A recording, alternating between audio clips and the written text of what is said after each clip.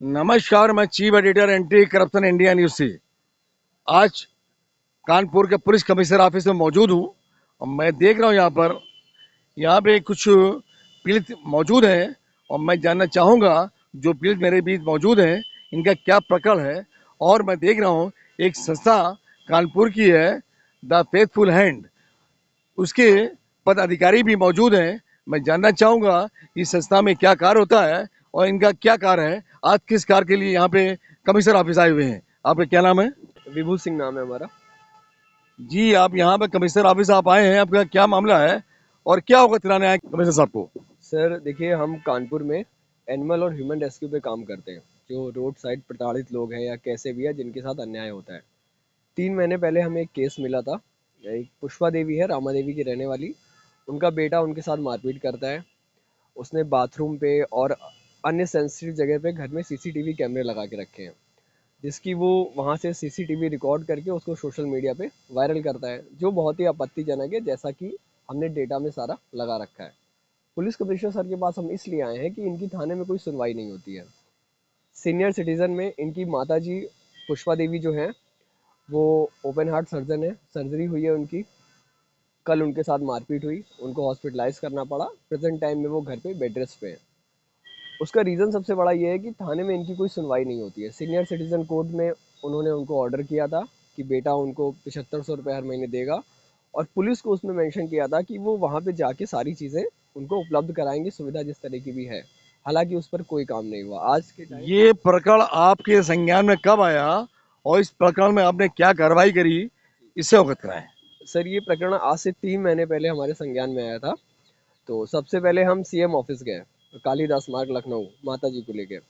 वहाँ से उन्होंने रिपोर्ट बना के निजी थाने को भेज दी। चकेरी थाना लगता है ये अहिरवा। कालिदास बाग लखनऊ गए, क्या मुख्यमंत्री के दरबार में गए थे और या किसी और कार्य से गए थे? जी, हम जनता दरबार में ही गए थे मुख्यमंत्री के। तो वहां पर जब मुख्यमंत्री जी का कहना है, मैंने हर थाने में महिला रक्षा लगवा दी है, महिलाओं को न्याय मिल रहा है, सशक्तिकरण पर बल दे रहे हैं, तो क्या इनको कानपुर में थाने में जो महिला रक्षा लगी है, क्या वहां से न्याय नहीं मिला?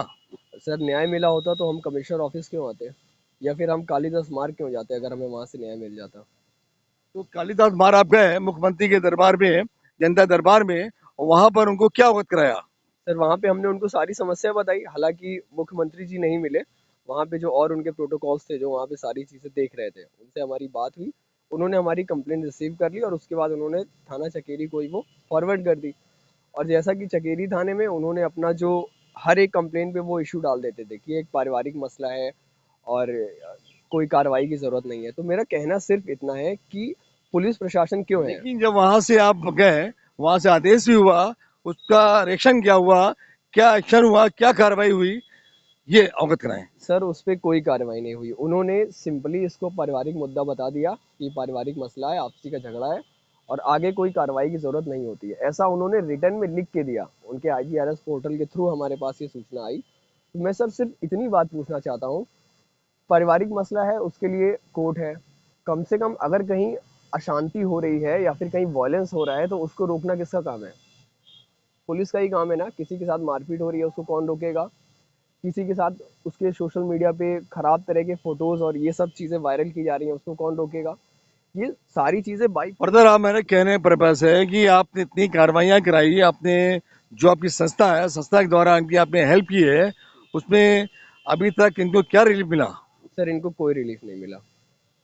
आज कमिश्नर ऑफिस आप अवगत कराने के लिए आए हैं, तो कमिश्नर साहब ने क्या आश्वासन दिया? सर अभी हम उनसे मिलेंगे, अभी तो हमारी आपसे बात हो रही है, अभी आपके बाद हम उनसे ही मिलेंगे। और उम्मीद है कि वो सहायता करेंगे हमारी इस मसले पे।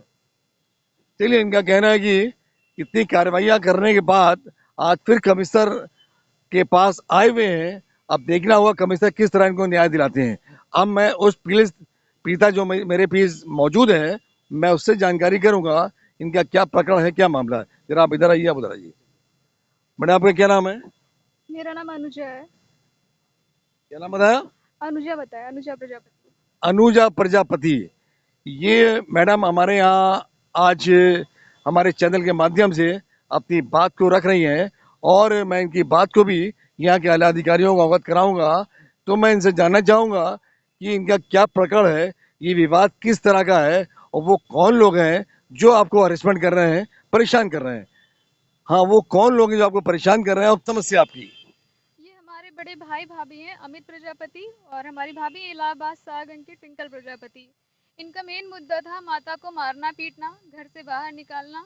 उनकी सारा रुपया पैसा सोना चांदी सब कुछ ये ले चुके हैं, और इतना मारते पीटते हैं माँ को। और इनका कहना है कि बेटी को हस्तक्षेप नहीं करना चाहिए, क्योंकि पिता नहीं है तो आप बेटी हैं, आपका कोई अधिकार नहीं है। जब हमने अपनी माता जी को बचाना स्टार्ट किया तो इन्होंने हमारे हाथ पैर तक तोड़ डाले। यहाँ तक कि थाना चकेरी की पुलिस को हमारी माता जी ने सीनियर सिटीजन कोर्ट में ऑर्डर डालने के लिए बोला, तो हमारी माता जी ने केस किया पुलिस के दबाव में आके। उसका 2 साल से हमारे पास ऑर्डर आया हुआ है, जजमेंट आया, अभी दोबारा 24 अप्रैल को जजमेंट आया हुआ है। थाना चकेरी की पुलिस कोई कार्रवाई नहीं करना चाहती है, बल्कि उल्टा बेटियों का हरेसमेंट करवाती है, माँ का हरेसमेंट करवाती है। माँ को इतनी अभद्रता से गाली दे के बात करती है। एक बेटी कैसे मतलब बर्दाश्त कर रही है, घर के अंदर शादी नहीं हुई है और इतना हरेसमेंट। हमारे वीडियोस डाले जाते हैं सोशल मीडिया में, वॉशरूम जा रहे हैं, नहा रहे आखिर हैं। ये कौन लोग हैं जिनके बारे में आप अवगत करा रही हैं, उनका क्या नाम है, बताएं। ये हमारे भाई भाभी है, अमित प्रजापति और ट्विंकल प्रजापति है, हमारी भाभी हैं। और इनका मेन मुद्दा यही है कि माताजी वृद्धाश्रम चली जाएं और पूरी प्रॉपर्टी ऑन द स्पॉट इनके नाम कर दी जाए। जैसा कि पीड़िता अवगत करा रही हैं, वो इनके सगे बड़े भाई हैं और इनकी माताजी को बेरहमी से मार रहे हैं और पीट रहे हैं, जिस तरह से वो मकान छोड़ चली जाए और पूरे मकान पर उनका कब्जा हो जाए, जिस तरह ये अवगत करा रही हैं। और मैं इनकी बात को यहाँ के आला अधिकारियों को अवगत कराऊंगा और पूछना चाहूंगा वो किस तरह गतिविधियां करते हैं, किस तरह परेशान करते हैं। सर, अवैध रूप से घर के ऊपर स्कूल चल रहा है। 2018 से एप्लीकेशन दे रखी है बीएसए अधिकारी को, हर साल एप्लीकेशन देते हैं।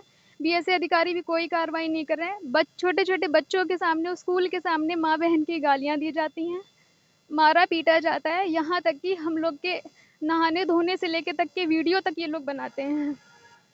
सर मतलब हम इतना थाना चकेरी की पुलिस से परेशान हो चुके हैं, जब भी इनसे कंप्लेन करो तो ये लोग उल्टा 50-50 हज़ार के चालान हम बेटियों के माँ के काट देते हैं कि अगर आपके साथ वायलेंस हो रहा है घर में तो प्लीज़ आप आवाज़ मत उठाइए, बल्कि आप चालान भरिए। हम इतना दुखी हो चुके हैं कि एक कहते हैं एक लड़की को न्याय मिलता है, एक माँ को बचाने के लिए हमारी ये दुर्दशा हो रही है बेटियों की।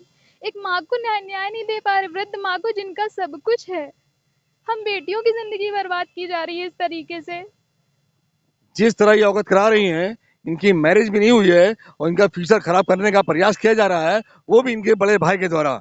और जिस तरह ये बता रही है, थाने की पुलिस भी मामले को संज्ञान नहीं लेती है और पुलिस भी किस तरह इनको टॉर्चर कर रही है, जिस तरह ये बयां कर रही हैं।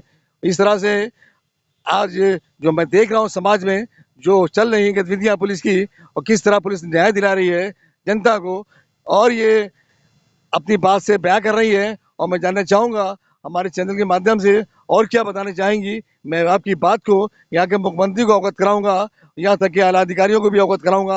आप उनसे क्या कहेंगी। सर मैं योगी जी, माननीय योगी जी को एक मैसेज देना चाहूँगी कि योगी जी प्लीज़, मैं मानती हूँ कि आप हर जगह थाने चौकी में नहीं बैठ सकते, लेकिन प्लीज़ एक्शन तगड़ा लीजिए। ये थाने चौकी की पुलिस रिश्वत लेके कोई काम नहीं करती है, बल्कि प्रताड़ित लोगों को और प्रताड़ित करती है। बताइए कल को हमारे साथ बलात्कार होता है घर के अंदर, जिस तरह से हमारे वीडियो वायरल हो रहे हैं, सोशल मीडिया में हमारी तस्वीर लगा के कहा जा रहा है कि हम लड़के बुलाते हैं सुबह शाम अपने घर में। इस तरह से हमारी ज़िंदगी बर्बाद की जा रही है एक माँ को बचाने के लिए, लेकिन थाना चकेरी की पुलिस हमारी कोई सहायता नहीं करती है। तो प्लीज़ आप और लड़कियों की ज़िंदगी बर्बाद होने मत दीजिए। एक बिन बाप की बेटी होकर हम किस तरह से जी रहे हैं, हमारी बिल्कुल आत्मा तृप्त हो चुकी है पुलिस वालों से। हमारा मन कर रहा है कि हम आत्महत्या करके अपना जीवन समाप्त कर लें। जिस तरह आप अवगत करा रही हैं अपने प्रकरण को, और जिस तरह आपने यहाँ मुख्यमंत्री के कार्यालय भी गई हैं और यहाँ पे अधिकारियों को भी अवगत कराया और थाने से भी इंसाफ नहीं मिला, अगर आपको यहाँ से न्याय नहीं मिलता है तो अगला स्टेप आपका क्या होगा। हम फिर से मुख्यमंत्री कार्यालय जाएंगे, उनके आवास में जाएंगे, कोर्ट का रास्ता अपनाएंगे हम। इनका कहना है कि मैं फर्दर आगे कार्रवाई कराऊंगी और उस पर न्याय मुझे इनको मिले, इसका पूरा प्रयास करेंगे। और आपसे मैं पूछना चाहूँगा, आप ये आपकी संस्था चल रही है, इन संस्था में किस तरह से इन लोगों को न्याय दिला रहे हैं? कैसे पहले भी इस तरह के प्रकरण आए आपके पास? सर हमारे पास अभी हाल ही रिसेंटली में हमारे पास 3 से 4 केस हैं और बहुत सारे केस ऐसे आते रहते हैं जिसमें लोगों की सुनवाई नहीं होती है, वो किसी भी विभाग में हो, सरकारी। आपके द्वारा न्याय मिलता है उनको? जी बिल्कुल मिलता है, हमारे पास ऐसे पॉजिटिव रिस्पॉन्स भी हैं। चलिए, जिस तरह इनकी संस्था, क्या नाम बताया संस्था का? The faithful hands. The faithful hand, इनकी संस्था द्वारा जो कार्य किए गए हैं, इनके बाद एविडेंस प्रूफ भी है इस बात के। और मैं इसी तरह अगली अपडेट में किसी नए प्रकरण से अवगत कराएंगे। जब तक के लिए राष्ट्रीय अंतर्राष्ट्रीय खबरों से बने रहिए एंटी करप्शन इंडिया न्यूज के साथ। मैं chief editor Athar Hussain, anti corruption से, साथ में कैमरामैन सत्येंद्र कुमार। नमस्कार, जय हिंद।